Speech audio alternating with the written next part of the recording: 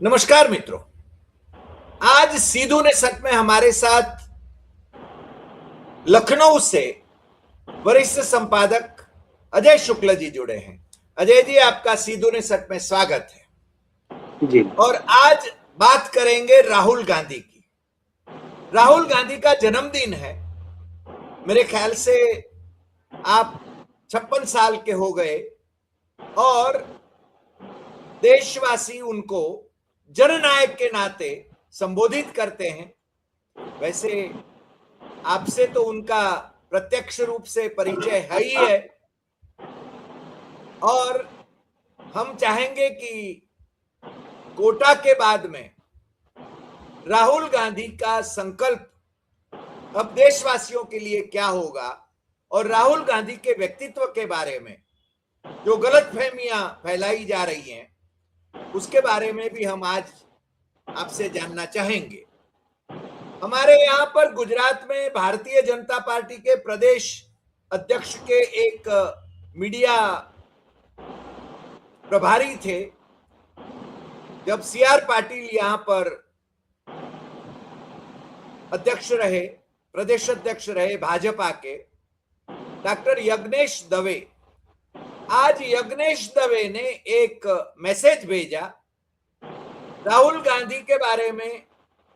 कुछ लोगों ने वहां पर एक परसू जो शस्त्र होता है उसके साथ में उनकी तस्वीर लगाई होगी, और उत्तर प्रदेश में कहीं उन्होंने उसके बारे में राहुल गांधी को जो उनके जन्मदिन की बधाई देते हुए कुछ बातें करी होगी, उसका एक वीडियो भी उन्होंने शेयर किया है। अब मैं इसकी बात इसलिए कर रहा हूं सर कि आपको ताजुब होगा। उन्होंने लिखा है, कुछ चमचों ने तो हद ही पार कर ली। उत्तर प्रदेश में राहुल गांधी को परशुराम बताया गया। ब्रह्म समाज इसका विरोध करता है। डॉक्टर यज्ञेश दवे। तो हमने उनको लिखा, व्हाट्सएप मैसेज आया तो हमने लिखा, आपको मैं थोड़ा ये पढ़ के सुना देता हूं, फिर हम बात पूरी करेंगे। राहुल को परशुराम जी के नाते उन लोगों ने बयान किया क्या? केवल शस्त्र पर से परशुराम जी समझ लिए, यानी परशु जो शस्त्र होता है वो भगवान राम को बटुक बता के विराट काय मोदी को उंगली पर ले आके दर्शाते हुए कर्नाटक भाजपा का पोस्टर जब निकला तो क्या आपने उसका विरोध किया हो तो हमें जरा भेजिएगा। मोदी ने अपने आप को भगवान विश्वनाथ के श्रृंगार जो बोलते हैं वो सजे थे, और मोदी को भाजपा अध्यक्ष नड्डा ने विष्णु भगवान का अवतार बताया था। तो आपने विरोध किया हो तो विरोध जरूर हमें भेजिएगा। यानी ये भाजपाई लोग मोदी को तो भगवान बनाते हैं, बताते हैं। मोदी स्वयं को भगवान बनाता, अवतारी पुरुष बताता है, मगर राहुल गांधी ने तो ये नहीं कहा कि मैं भगवान हूं, परशुराम हूं। बावजूद इसके इस प्रकार से उनको बदनाम करने की जो कोशिश की जा रही है। कोटा की बात भी हम जब डिस्कस कर रहे थे तो किया, कोटा के बारे में भी ये कहा गया कि अरे स्टूडेंट्स को डिमोरलाइज कर रहे हैं, उनकी नीट की एग्जाम ली जा रही है तब डिमोरलाइज कर रहे हैं। अब राहुल गांधी उन बच्चों के सामने जो भाषण दिए, वो स्वयं आए थे वहां पर, और उन्होंने जिस प्रकार से उनको संबोधित किया, उनसे इंटरेक्शन किया, उसकी बात को विकृतीकरण उसका करने के लिए ये करते हैं। तो मैं आपसे जानना चाहूंगा राहुल गांधी के पूरे व्यक्तित्व के बारे में, क्योंकि आप उनसे कई बार मिल चुके हैं, आपका उनसे व्यक्तिगत संबंध रहा है, आपके खानदान का भी नेहरू गांधी परिवार से संबंध रहा है। इसलिए आज के दिन में हम राहुल गांधी को जन्मदिन की बधाई तो भेजते हैं, उनको दीर्घायु भगवान करे, दीर्घायु बने और वो देश का कल्याण करें, ये भी शुभकामना प्रेषित करते हैं। और मोदी की तरह हम ऐसे नहीं कहेंगे। मोदी ने ट्वीट जो किया है उसमें उन्होंने जैसे कि हीज शब्द प्रयोग किया है, यानी राहुल गांधी जी आपको मैं जन्मदिन की बधाई देता हूं, उसके बजाय आपने देखा होगा, वो ट्वीट भी देखा होगा, विजय ने भी ट्वीट किया है, स्टालिन ने भी ट्वीट किया है, तेजस्वी ने ट्वीट किया है, अखिलेश ने ट्वीट किया है, सब लोगों ने ट्वीट किया है। मेरे ख्याल से आज तो ट्रेंडिंग में है राहुल गांधी। तो उसके बारे में, उनके व्यक्तित्व के बारे में और उनके भविष्य के बारे में आपका जो ख्याल है वो आप प्रस्तुत करें, ऐसा हम अनुरोध करते हैं और आपका फिर से एक बार स्वागत करते हैं। अजय जी। हरि भाई, आपको नमस्कार और सभी प्यारे दर्शकों को नमस्कार। मैं नहीं चाहता था कि किसी के बारे में चर्चा और की जाए और कोई आज ऐसी बात की जाए जो किसी को अप्रिय लगे, लेकिन इतना जरूर बताना चाहूंगा, जो जिस पोस्टर का आपने जिक्र किया, जिसके आधार पे वो किसी का मीडिया प्रभारी कुछ कर रहा है, हालांकि उसका स्तर नहीं है कि हमारे जैसे लोग उस पर चर्चा करें, लेकिन चूंकि आपने छेड़ा है तो उस पर बात करूं। वो बनारस का है। बनारस के घाट पे बनारस का एक बनारसी कल्चर होता है। वहां जो लोग बाबा के उपासक होते हैं या बाबा के पूजक होते हैं, वो लोग कुछ कुछ उससे मिलता जुलता ढंग से अपने आप को तैयार करते हैं और पूजा करते हैं, उस तरह से करते हैं। तो ये एक रूप माना जाता है। उसको ये नहीं है कि कहीं उनका अवतार या किसी का कहा जाए कि कोई वो होता है। तो बनारस के कुछ कार्यकर्ताओं ने किया। वो कार्यकर्ता कौन है? कोई बहुत बड़े नोन कार्यकर्ता नहीं है। कोई ये कहिए कि बहुत वहां पे विधानसभा का चुनाव लड़ा हो या लोकसभा का चुनाव लड़ा हो या पदाधिकारी हो, इस तरह का व्यक्ति नहीं है। छोटे छोटे कार्यकर्ता हैं, उनकी अपनी श्रद्धा है, अपना विश्वास है, प्यार करते हैं। तो उन्होंने जो वो पोस्टर बनाया वो आप देखिए, उसमें दो चीज है। एक परशुराम जी का फरसा है और दूसरे हाथ में संविधान है। दो चीजें जी कि हम संविधान का पालन कराने आ रहे हैं और परशुराम का फरसा भी लेके आ रहे हैं। और भगवान शिव के भक्त की काया है। तो जो भगवान शिव के भक्तों की काया यहां पर बनारस में मानी जाती है, उसी तरीके से राहुल गांधी को दिखाया गया है। और वो गंगा से में स्नान कराया जा रहा है उसको, है, और इस तरह से करके मंत्रों के साथ में उसको किया जा रहा है। तो मुझे नहीं लगता इसमें कोई बुराई है। किसी धर्म के लिए कोई बुरी बात नहीं कही गई है, किसी जात के लिए नहीं कही गई है, किसी को नहीं कहा गया है। बड़ी अच्छी चीज, इतना अद्भुत कि आप देखिए, एक हाथ में तो शक्ति का परिचायक फरसा है, दूसरे हाथ में संविधान है, और दाहिने हाथ में संविधान लेकर के वो बता रहे हैं कि हम इसका पालन कराने आ रहे हैं। यदि कोई इसका पालन नहीं करेगा तो यह ताकत भी हमारे पास है, शक्ति भी है कि हम उसको उससे दंड भी दे सकते हैं। कितना अद्भुत सा है ये बनारसी अंदाज। मुझे नहीं पता है कि आप कभी बनारस आए हैं कि नहीं आए। मैं एक आग्रह करूंगा कि कभी बना लीजिए, मैं आपको पूरा बनारस घुमाऊंगा। मेरा बचपन गुजरा है। मेरे पिताजी उन दिनों वहां पर डिप्टी एसपी होते थे और उन दिनों राजीव गांधी जी प्रधानमंत्री हुआ करते थे। उसके पहले इंदिरा जी प्रधानमंत्री थी। इंदिरा जी की जब शहीद हुई थी उस वक्त मेरे पिताजी बनारस में ही तैनात थे। और पंडित कमलापति त्रिपाठी जी उन दिनों थे जो कांग्रेस पार्टी के राष्ट्रीय कार्यकारी अध्यक्ष थे। तो कमलापति जी रेल मंत्री भी थे देश के और बहुत बड़े नेता थे, यूपी के भी सीएम रहे थे। तो बड़े अवगढ़ भी माने जाते थे, बिल्कुल वैसे ही होता था। तो मैं ये उदाहरण आपको सिर्फ इसलिए दे रहा हूं कि बनारस मुझे बचपन से इतना प्यारा है। मैं अभी 2022 तक अपनी बचपन से हर दीपावली के एक दिन पहले बनारस जाता था। वो अन्नकूट का दिन कहलाता है।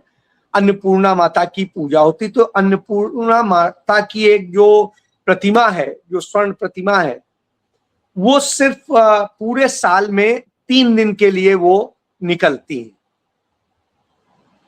और जो बनारस को जानते हैं वो जानते हैं कि वो निकलती हैं और अन्नकूट के दिन वो करके भोजन के बाद वो अपने स्थान पे अंदर चली जाती हैं तय खाने। फिर उनकी मूर्ति रहती है, वो नहीं रहती।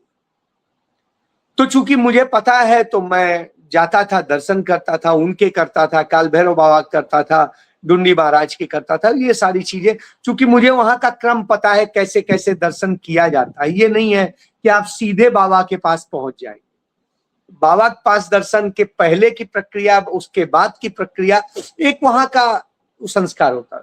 2022 के बाद जाने का मन नहीं किया, मैं सच बता, क्योंकि जो उसकी पवित्रता थी उसको छीन लिया गया। अब वो सिर्फ एक पर्यटन स्थल बन के रह गया है, सेल्फी पॉइंट बन गए। अब वो जो पवित्रता का भाव आता था, मतलब वहां जब पहुंचते थे, गाय के गोबर की सुगंध, वो जो है वो गौमूत्र की गंध, गलियों से जब निकलते हुए उन सब के बीच से जाते थे, उसके बाद में मतलब अद्भुत सा आपको लगता था कि आप, क्योंकि बाबा विश्वनाथ का जो रूप है वो कोई बिल्कुल सोफिस्टिकेटेड अंदाज में नहीं। हमारे यहाँ 2 संप्रदाय 3 संप्रदाय हुए, शैव संप्रदाय, शाक्त संप्रदाय और वैष्णव संप्रदाय। वैष्णव संप्रदाय में विष्णु आते हैं, जो बड़ा साफ सुथरा और वैसे करके राजसी अंदाज में रहने का, और वो होता है। तो जो उनके लोग हैं उस तरह से रहते हैं। शाक्त समुदाय में माता के उपासक होते हैं, और वो लोग जो है शक्ति की उपासना करते हैं, और शक्ति की उपासना में हर तरह से वो जो भी तरीके बताए गए हैं उस तरह से वो करते हैं। उनके कई तरह के श्रृंगार होते हैं, कई तरह की क्रियाएं होती हैं। वो ये बनारस में आपको तीनों मिलेंगे, इसलिए मैं कह रहा हूं। और फिर तीसरा है शैव संप्रदाय। शैव संप्रदाय अवघड़ से मिलता है। वहां कोई बड़ी भयंकर स्वच्छता की मांग नहीं करता है, वहां आपके बिल्कुल चमकते हुए कपड़ों की मांग नहीं करता है, वहां आपकी भावना की मांग करता है। आपके पास क्या श्रद्धा है वही उनको समर्पित है। तो ये बनारस का भाव है। बनारस में जो है वो है किन्ना राम जी का आश्रम है, जहां पे पूरा अवघड़ों का, पूरे दुनिया का जो केंद्र है वही है। कबीर पंथी, कबीर का वहां पर है, रैदास का वहां पर है। मतलब आप देखिए हर चीज है, और वो सब कहीं ना कहीं शैव संप्रदाय को टच करते हैं। ये अद्भुत सा था।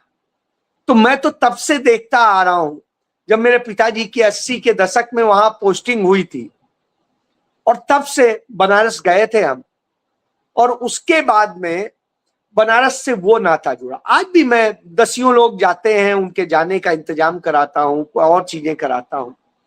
आज भी वहां जो संकट मोचन है, उसके महंत जी, चूंकि अब ये तो सरकार के हाथ आ गया, तो इनके महंत जी का तो अब रह नहीं गया।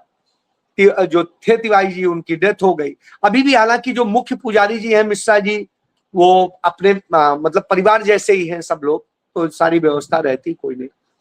लेकिन वहां पर जो है संकट मोचन के महंत जी हैं, अभी तुलसी घाट पर ही रहते हैं। और आपको पता है वो आईआईटी के इलेक्ट्रॉनिक्स डिपार्टमेंट के एचओडी हैं। उनके फादर जो बड़े महंत जी थे, वो भी आईआईटी के प्रोफेसर थे। और वो भी, और उनके जो छोटे भाई हैं जो महंत जी के, इस समय मौजूदा महंत जी के, वो न्यूरो डिपार्टमेंट के एम्स बीएचयू के एचओडी हैं। अब आप समझ सकते हैं कितनी लर्नेड फैमिली है। लेकिन उसका जब जीवन देखेंगे तो आपको लगेगा अद्भुत सा है, जिसमें सब कुछ समाहित है। ज्ञान भी है, धर्म भी है, वो है, लेकिन आडंबर नहीं। तो आज भी जब भी होता है, किसी को होता है, मैं फोन करता हूं कि ये मान जी, तो पूरा सारी व्यवस्था। तो ये मैं ये उदाहरण इसलिए दे रहा हूं कि मैंने बनारस जिया है। श्याम शरण जी भारत के विदेश सचिव हुए हैं, उन्होंने उस पर एक बड़ा अच्छा आर्टिकल लिखा था। उन दिनों मैं डेली वर्ल्ड न्यूज़पेपर में होता था, और ये मंदिर मतलब जो ओरिजिनल मंदिर थे 700 साल पुराने, 800 साल पुराने, 1000 साल पुराने, 1500 साल पुराने, वो सब तोड़े जा रहे थे, विध्वंस किए जा रहे थे कॉरिडोर बनाने के लिए, यही पर्यटन स्थल बनाने के लिए। और सच बताएं, उन्होंने भी अपना यही दर्द साझा किया था कि जब मैं सिविल सर्विसेज की तैयारी कर रहा था और उस दौरान अपने चाचा के पास जो है 1 महीने में पूरा बनारस में रहा, तो इन्हीं गलियों में और घूमा, क्या महसूस किया, कबीर चौरा से निकले तो क्या महसूस किया, बड़ा अद्भुत सा वर्णन। मैं ये उदाहरण इसलिए बता रहा हूं कि जो बनारस को जानता है, इसीलिए उसको बनारस कहते हैं। बनारस, सारे रस मिला करके जो बनता है वो बनारस। अब और अजय जी मुझे यदि एक चीज और बता दूं जी, इसका जो वैसे कहते हैं वाराणसी, वाराणसी क्यों कहते हैं? एक वरुणा नदी है, एक असी नदी है। वरुणा और असी दोनों का जहां के बीच का जो क्षेत्र है वो वाराणसी कहलाता है। वही काशी, काशी कौन है? पूरा वाराणसी जिला नहीं है, काशी वह क्षेत्र है जिस पर कोई ज्योतिष, कोई नियम, कोई धर्म लागू नहीं होता है। क्यों? क्योंकि भगवान शिव सभी धर्म, सभी उससे ऊपर है। वहां कबीर भी पलते हैं, रैदास भी पलते हैं, वहां किन्ना राम जी भी पलते हैं, और सब होता है। तो आप सोचिए, वहां कोढ़ी भी पलता है और वहां सुंदर काया के लोग भी पलते हैं। तमाम बुजुर्ग आते हैं और वहीं उनका निधन हो, इसके लिए वहां छोटे छोटे से कमरे लेकर रहते हैं, क्योंकि वो काशी क्षेत्र की माता है। तो मैं ये बता दूं कि जो लोग नहीं जानते हैं वो ऐसी बातें करते हैं। काशी को जिए, मैंने जिया है, नंगे पांव पूरे काशी में, तपते काशी में मैंने परिक्रमा की है, गर्म में, जेठ में। आप सोचिए, पूरा छाले पड़ जाते हैं, लेकिन उसमें भी आनंद आता है, अद्भुत आनंद। अजय तो जी, मैं आपको दूसरी बात, राहुल गांधी की बात कर रहा था। राहुल ने, सॉरी, आपने चूंकि बनारस कर दिया, मेरे दिल में बसा है बनारस, इसलिए मैं इतना बोल गया। उसी से संबंधित ही बात कर रहा हूं, उसी से संबंधित ही सवाल कर रहा हूं, उसी से संबंधित बात कर रहा हूं। राहुल ने प्राइम मिनिस्टर मोदी को एक चैलेंज दिया था कि सनातन धर्म पर डिबेट के लिए, संवाद या वाद विवाद के लिए वो तैयार हो जाए पब्लिक फोरम में। आज तक प्राइम मिनिस्टर मोदी उसके लिए तैयार नहीं है। राहुल तो पब्लिक डिबेट चाहता है सनातन धर्म पर। खैर, हम राहुल गांधी का जन्मदिन है तो उसी पर बात करें जरा, राहुल पर। हाँ, तो अब मैं ये आता हूं, आपने जिक्र कर ही दिया है तो फिर मैं बता दूं कि मेरे परिवार का, गांधी परिवार से, गांधी नहीं कहेंगे, तब तो गांधी परिवार था भी नहीं, नेहरू परिवार से, गंगाधर नेहरू साहब जब थे उस दौर से रिश्ते हैं। मेरे ग्रेट ग्रेट ग्रेट ग्रैंडफादर जो हैं वो उनके साथ में, उनके सहायक के तौर पे जो है गए थे, कानपुर से ही गए थे। कानपुर में असल में गंगाधर नेहरू जी के साले थे, 2 साले थे, एक आगरा में थे और एक कानपुर में थे। जो कानपुर वाले साले थे उन्हीं के नाम पे पीपीएन कॉलेज बना है, पंडित पृथ्वीनाथ कॉलेज। तो उसी में मैं पढ़ा भी हूं, और बहुत अच्छे कॉलेज, कानपुर के 2 सबसे अच्छे कॉलेज माने जाते हैं, क्राइस्ट चर्च और पीपीएन। तो मैं पीपीएन से पढ़ा। तो बताऊं कि उस दौर में तो पंडित पृथ्वीनाथ जी बहुत बड़े वकील हुआ करते, और तो उनके सिफारिश पे गए थे जो है वो उस समय के जो हमारे ग्रेट ग्रेट ग्रैंडफादर थे, तो उन्होंने जाकर के उनके सहायक के तौर पे काम किया। जब गंगाधर नेहरू जी 1857 में उनको हमला हुआ और मतलब देश की पहली आजादी के आंदोलन के दौरान वो गंभीर रूप से घायल हुए, तो उन्हें बचाकर वहां से आगरा तक जो है लेकर के आए। घायल अवस्था में लाए थे, बाद में आके वहां आके उनका निधन हो गया था कुछ समय बाद है। तो उस स्थिति में लेकर के आए थे, तो इसलिए उस समय के रिश्ते थे। फिर बाद में चलिए गंगाधर जी चले गए, वो भी हो गया, तो वो अपना वापस कानपुर आ गए। कानपुर आके तो उनको भी चोट लगी थी, उनका भी निधन हो गया बाद में, है इसी तरीके से। तो मतलब दोनों लोग ही चले गए, गंगाधर जी भी उसी चोट से चले गए, उसी चोट से वो भी चले। उसके बाद में मोतीलाल जो पंडित पृथ्वीनाथ जी के ही साथ में उनके जो बेटे थे, वो पंडित रामसेवक शुक्ला, वो उनके साथ में मुंशी के तौर पे काम किए। और उस समय मोतीलाल नेहरू जी स्टूडेंट थे वकालत के, तो वहां पर आकर के वो अपने पंडित पृथ्वीनाथ जी से ही सीखे। तो मुझे मतलब ये बाबा लोगों से पता चला जो उसके बाद में उनकी डेथ हुई, तो उनके बाद वाले फिर वो वकील हो गए, तो वो वकील, तो इस तरह से चलता रहा।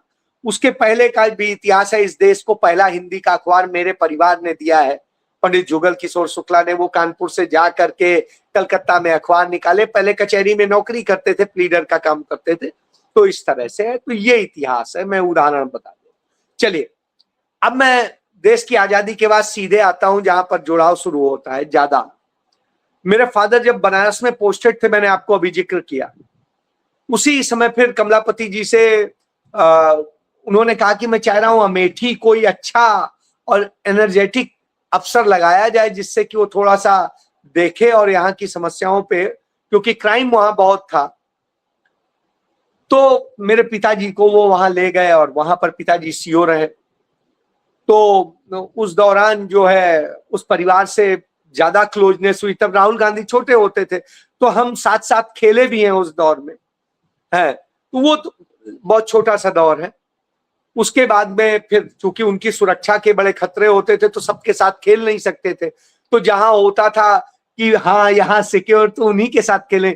तो राजीव जी के साथ में जब ये आते थे, तो वहां पे उनके साथ में हम ही लोग जो है खेलते थे, राहुल के साथ, प्रियंका के साथ थे। तो उस दौर में चूंकि हम उम्र भी थे, तो कोई वो नहीं। फिर उसके बाद में पिताजी परेशान हो गए, क्योंकि राजीव जी क्या है, सुरक्षा प्रोटोकॉल छोड़ दिया करते थे, वो जनता के बीच जाने के बड़े हिमायती थे। तो इस चक्कर में पिताजी ने कहा, भैया कल के दिन ये जिस तरह से कर रहे हैं, ऐसे तो मतलब हम कहाँ झेलेंगे।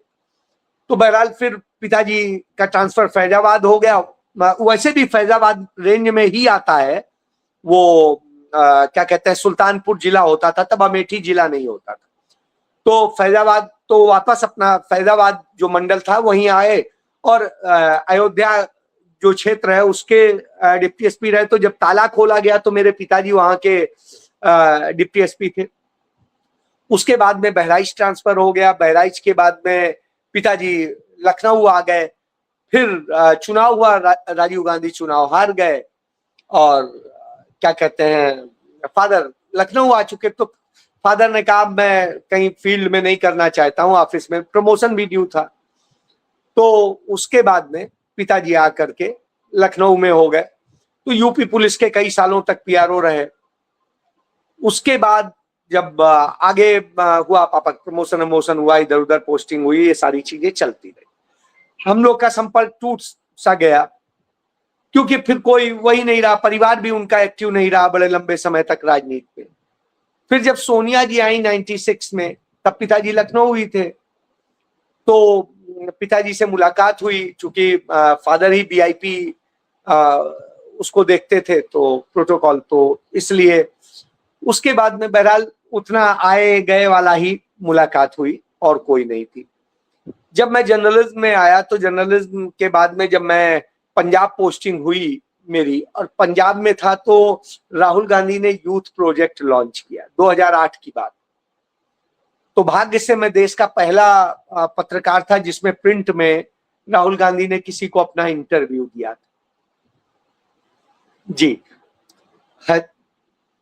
हाँ, तो उसके बाद में उस इंटरव्यू में बहुत सारी बातें उन्होंने बताई, विजन बताया, सारी बातें बताई, खुल के बताई।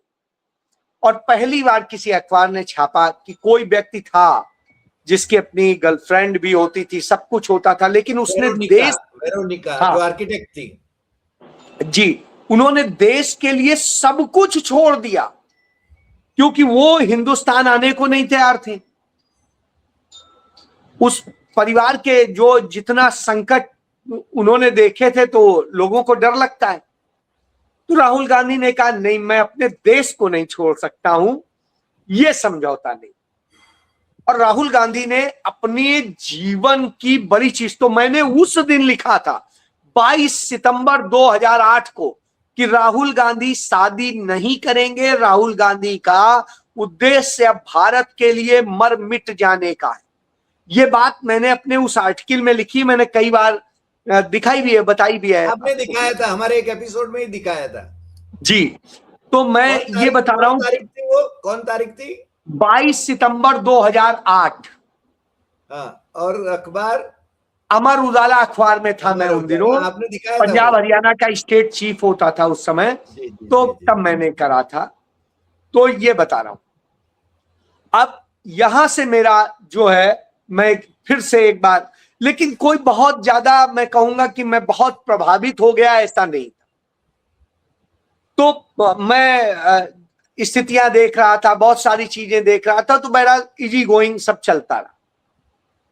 मैं राहुल गांधी से प्रभावित कब हुआ मैं ये बताता हूं। मैं उन दिनों हिंदुस्तान अखबार का संपादक था, जो हिंदुस्तान टाइम्स का हिंदी अखबार है जी, उसका संपादक था।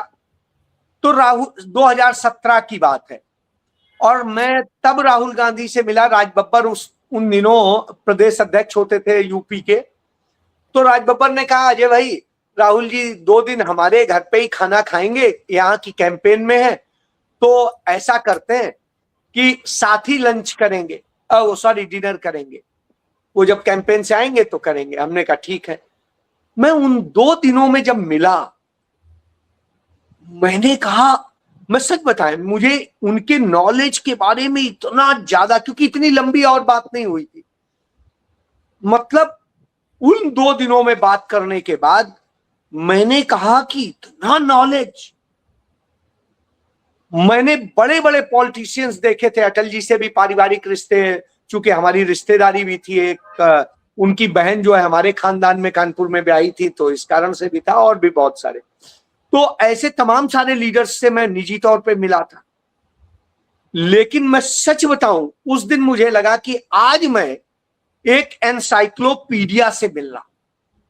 मुझे लगा मैं किसी ऐसे विद्वान से मिल रहा हूं जिससे किसी भी टॉपिक पे बात की जा सकती। और साहब, उस आदमी को पता है इस देश की समस्या क्या है। उसका समस्या ही नहीं पता है, उसका समाधान भी पता है, और वो कैसे करेगा, क्या करेगा, ये है। अब देश की जनता नहीं समझ रही थी, क्या करेंगे आप। यहां मीडिया पर इतना प्रेशर था कि मैं खुद एडिटर होते हुए राहुल गांधी की उन सारी अच्छी बातों को लेकर मैं लिख नहीं सका। जो लिखा, मैं झूठ नहीं बोलूंगा, लिखा, हमारे यहां आ गया मैसेज कि नहीं, उनको कवरेज नहीं देना, उसको ज्यादा से ज्यादा आपको करना है, तो आप इतनी बड़ी खबर लगा लीजिए, इससे ज्यादा नहीं करना। उतने में पूरी बात लिखी नहीं जा सकती। तो अब आप समझ लीजिए, तो इतना प्रेशर था कि साहब नौकरी करनी है तो आपको राहुल गांधी को बायकॉट करना है। उनको नीचे दिखाने के लिए तो कुछ भी लिख दो, छपेगा, लेकिन उनकी सही बात को लिखोगे तो ये नहीं चलेगा साहब। ये दबाव था। बहरहाल इन सब से जूझते हुए मैं आगे वो हुआ। मैंने फिर 1 साल बाद नौकरी वहां से छोड़ दी, दूसरे ग्रुप में आया, टीवी ग्रुप में आया। ITV नेटवर्क का मैं चीफ एडिटर के तौर पे ज्वाइन किया, जिसके 14 चैनल थे, अखबार थे और सब कुछ था।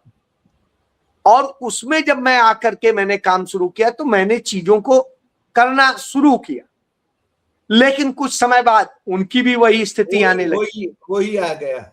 तो जब ये आने लगा, तो इसमें इंटरप्ट कर रहा हूं, आपने उस समय जो अमर उजाला में जो लिखा था, आपने एक बार मुझसे ये कहा था कि अमर उजाला में जो आपने इंटरव्यू किया था, उसी वक्त भी उनका विजन बहुत क्लियर था, जो आज भी झलकता है।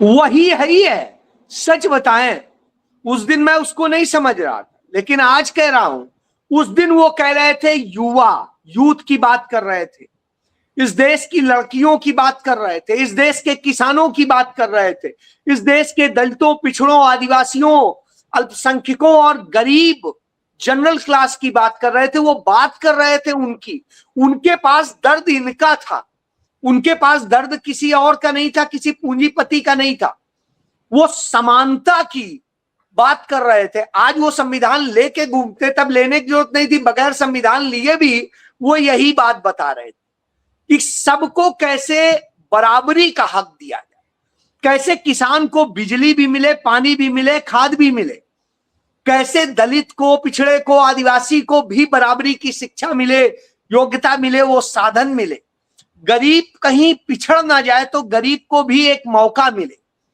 राहुल गांधी की और लड़कियां बराबरी महसूस करें, वो ये न कहें कि हम लड़कों के बराबर हैं, वो कहें कि लड़के हमारे बराबर। मगर तो आज स्थिति जो निर्माण, अजय जी, आज जो स्थिति निर्माण हुई है, आज तो वैसे भारत जोड़ो यात्रा के बाद में तो राहुल गांधी का व्यक्तित्व यानी लोगों के सामने पूरा आ गया है, वरना उनको पप्पू बनाने में तो काफी करोड़ों रुपए खर्च किए भाजपा के लोगों ने, सत्ताधीशों ने। मगर आज उनका जन्मदिन है, आज उनका संकल्प क्या होगा?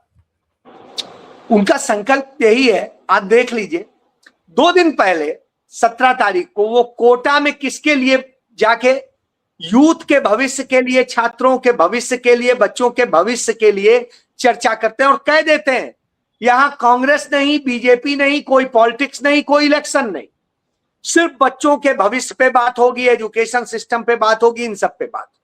और उसके बाद वो आज जब उनका जन्मदिन है तो दिल्ली में मेगा जॉब फेस्ट लगवाया गया है, युवाओं को, जरूरतमंद को योग्यता अनुसार कितना बेहतर रोजगार दिलाया जा सके, इसके लिए देश भर से तमाम कंपनियों को बुलाया गया, उनके साथ टाई अप किया गया है, और वो करके कि हम जो है ज्यादा से ज्यादा युवाओं के हाथ में रोजगार दे, इससे बड़ा उपहार नहीं हो सकता। ये सोच होती है, ये नहीं है कि हम जगह जगह ड्रामा कर रहे हैं, नहीं। यानी जो काम सरकार को करना था, मोदी हर साल 2 करोड़ सरकारी नौकरियों का वायदा करके आए थे, वो नहीं कर रहे हैं जो राहुल गांधी करवा रहे हैं अभी, यानी बिल्कुल बिल्कुल।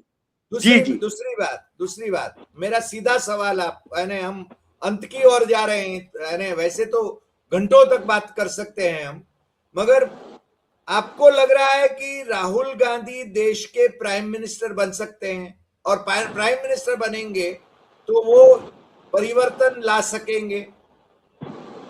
मैं आपको एक छोटी सी घटना से जिक्र करता हूं। मैं राहुल गांधी से 1 अप्रैल 2024 को बैठा बात कर रहा था।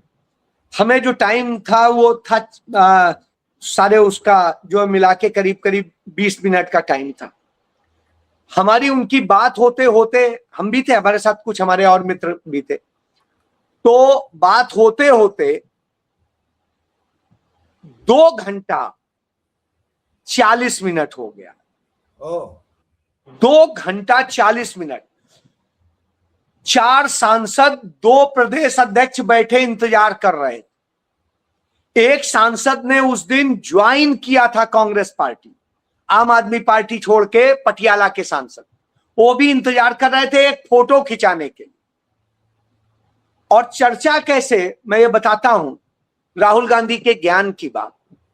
वो बात कर रहा होता है कि आपका किचन कैसे चलेगा, किचन के लिए आपको क्या बजट चाहिए, कितनी जरूरत है, कैसे होगा, आपके बच्चे को पढ़ने के लिए क्या चाहिए, उसकी जरूरत कैसे पूरी होगी, आपकी जो बहुत जरूरी जो जरूरतें हैं, बेसिक जरूरतें हैं, उनको कैसे पूरा करेंगे, उसके लिए कितनी आमदनी हो सकती है, कैसे हो सकती है, आप जो कर रहे हैं उसमें कैसे की जा सकती है, और इन सब पे तमाम बातें हो। और सुनिए, इसी पे बात के दौरान विदेश नीति पर भी बात होने लगी कि कैसे विदेश से हम अपने देश में पैसा ला सकते हैं। देंगे नहीं, मोदी की तरीके से अमेरिका को सौंपाएंगे नहीं, उनको बाध्य करेंगे कि हिंदुस्तान में अपना सब कुछ इन्वेस्ट करो। और उन्होंने उदाहरण दिया कि हमारी जब कांग्रेस की सरकार थी तो हमने कैसे अमेरिका को की कई कंपनियों को बाध्य किया था कि भारत में खोलिए जी। तो उस तरह से उन्होंने बताया। उन्होंने शिकागो की भी बात की, उन्होंने बात की जो है बीजिंग की भी, संघाई की भी, उन्होंने बात की जापान की भी, उन्होंने जर्मनी की भी बात की। नहीं, उनको ग्लोबल पर्सपेक्टिव तो है पूरा का पूरा। मैं यही बता रहा हूं कि घर के किचन से लेके वर्ल्ड के लेवल पर कैसे कैसे क्या किया जा सकता है। मतलब इतना ही नहीं है, घर की भी बात कर लीजिए, समुदाय की बात कर लीजिए कि दलित समुदाय की क्या स्थिति है, उसको कैसे करेंगे, पिछड़े कैसे करेंगे, आदिवासी को कैसे करेंगे। उसके अलावा गरीब जनरल क्लास है जो दिखता है क्या सवर्ण कहलाता है, लेकिन उसकी हालत भी बड़ी पतली है। तो उन सब चीजों को लेकर के कि उसको भी कैसे मदद की जा सकती है, कैसे मदद की जा सकती है, और सबको बराबरी पे लाने की दिशा में क्या क्या तरीके हैं, क्या स्टेप्स हैं जिन पे काम किया जा सकता है, उसमें हम कैसे फॉरेन की उसकी मदद ले सकते हैं, दुनिया को क्या जरूरत है और हमें क्या जरूरत है। तो मांग जो डिमांड है और उसकी पूर्ति है, उन दोनों के आधार पे कैसे हम भारत को खड़ा करके भारत के लोगों को उसका लाभ दे सकते हैं। मतलब क्या विजन है, मैं यही कह रहा हूं। किसान हमारा मजबूत हो। आज भी सवाल, मेरा सवाल जो था वही मैं कह रहा हूं। आज वेणुगोपाल को भी यही सवाल पूछा गया कि सभी लोग चाहते हैं कि वो प्राइम मिनिस्टर बने, whether he is expected to be the prime minister of India और he is prime minister in waiting. आपको क्या लग रहा है? देखिए, मैं तो उन्हें प्रधानमंत्री के तौर पे मानता हूं कि यदि वो होंगे तो शायद आज दुनिया में जो हमारी स्थिति खराब है, आज मैं किसी के लिए बुरा नहीं बोलना चाहता हूं, तो मैं इतना ही कहूंगा, आज जो अभी 2 दिन पहले हमारी बेइज्जती हुई है, जिस तरीके से हमारा प्रधानमंत्री बैठ के अपनी देश के साथ जो अन्याय किया है अमेरिका ने, उस पर बात करने के बजाय उसकी गुणगान करता है, प्रशंसा करता है, बताता है आप बड़े महान हैं, आपने ये कर दिया है, आपने वो कर दिया है। Excellency excellency excellency. वही मतलब इस स्थिति में आ गया है कि हम उसे एक्सेलेंसी कह रहे हैं। हम उसके सूबेदार हैं क्या? वो हमारा मालिक है क्या? राहुल गांधी ने तो कभी नहीं कहा, इंदिरा गांधी ने नहीं कहा, राजीव गांधी ने नहीं कहा, मनमोहन सिंह ने नहीं कहा, नेहरू से तो कोई कहने की स्थिति नहीं रखता था, उल्टा अमेरिका का राष्ट्रपति कहता था हमारे गुरु हैं। नहीं, तो आप मेरे सवाल से थोड़ा वो हट रहे हैं। मेरा सवाल सीधा है, do you find prime ministerial I mean उनके उसमें प्राइम मिनिस्टर बनने की सब उसके गुण हैं? मैं यही तो बता रहा हूं सर कि ये स्थिति, और राहुल गांधी होंगे तो शायद उस स्तर की बात करेंगे, हिंदुस्तान को एड्रेस करेंगे और सब करेंगे। तो इसलिए राहुल गांधी और उसे मजबूती से रख सकेंगे। इसलिए मैं समझता हूं कि राहुल गांधी में आज वो सारे गुण मौजूद हैं जो एक परिपक्व प्रधानमंत्री में होने चाहिए, जो हर चीज को समझता हो, एक चीज को नहीं। हमें प्रचार वाला नहीं चाहिए, प्रचार करने के लिए दूसरे लोग हैं। हमें भारत को एक स्टेट्समैन की जरूरत, भारत को विश्वगुरु की जरूरत नहीं है, भारत को स्टेट्समैन की जरूरत। वो राजपुरुष चाहिए, और वो गुण सिर्फ राहुल गांधी में है इस समय देश में, और किसी में नहीं, किसी में भी नहीं। हम अपनी आज की चर्चा को इस मुद्दे पर समाप्त करते हैं कि राहुल में प्राइम मिनिस्टरियल टिम्बर है और वो देश को लाभ पहुंचा सकते हैं, देश के हितों की रक्षा कर सकते हैं, देश के स्वाभिमान की रक्षा कर सकते हैं। और आपने उनके बारे में, भाई मैं एक चीज कहता हूं, मुझे उनसे एक और प्यार है, वो भगवान शिव के भक्त हैं।